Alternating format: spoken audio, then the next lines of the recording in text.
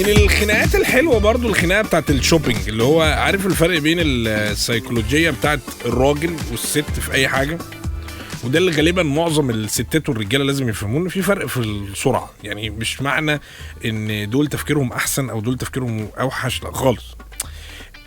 بتفسر القصه بشكل اوضح شويه. في فرق واضح جدا جدا في السرعه. بمعنى ايه؟ الراجل بيتعامل مع اي حاجه في حياته بمنطلق انا عاوز اخلص، شكرا. في الشغل بيروح عشان عاوز يخلص اليوم ويروح، والشهر يخلص ويقبض والقبض يخلص وهكذا، ابتدي شهر جديد والدنيا تمشي. عاوز يخلص اي حاجه بيعملها عشان يروح البيت ياكل ينام. الست عكس كده تماما.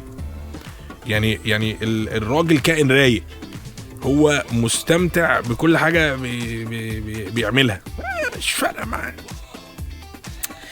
الست اروق بقى بكتير. هي بتعمل شوبينج عشان بتحب الشوبينج. يعني هي مش فارق معاها الشراء. يعني حتى لو عاوزه تشتري مثلا فعلا ونازله عشان تشتري حاجه محتاجاها وبتاع، مش فارقه ان هي تجيبها. هي عمليه الشراء نفسها عمليه ممتعه جدا. يعني لو نزلت تشتغل شغلانه بتحبها مثلا، بتبقى مستمتعه بالشغل، مش فارق معاها هتقبض كام، مش فارق معاها غير ان هي بتعمل حاجه بتحبها، هي مبسوطه مستمتعه. فهنا بتحصل الطشه بقى.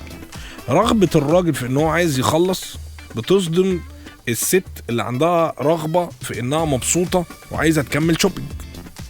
فعندها استمتاع بالعمليه وباللف والقياس والوقوف قدام المرايه ودخول محلات مش عارف فين وفين وفين وفين، مجمعه 3 مولات في نفس اليوم. فبنوصل للراجل، فالراجل نفسه عايز يخلص، خلاصي يشتري اي حاجه، هو بالنسبه له كل الحاجات شبه بعضها. فبتبتدي تصب على الراجل الغضب بتاعها. انت ما بتشاركش اهتماماتي، دول هم ساعتين خدتهم من يومك، هتعمل كده؟ فالراجل يرد ده انت ممله وانت فاضيه وما وراكيش حاجه ومش حاسه بيا ولا بتعبي وان انا عايز ارتاح. فتبدا خناقه هي في الاصل خناقه تافهه جدا.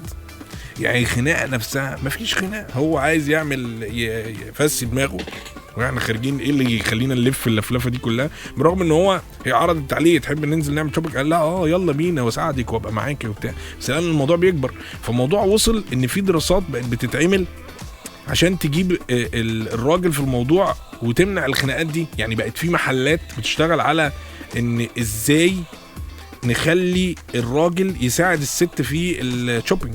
يعني بقت في حاجات كده.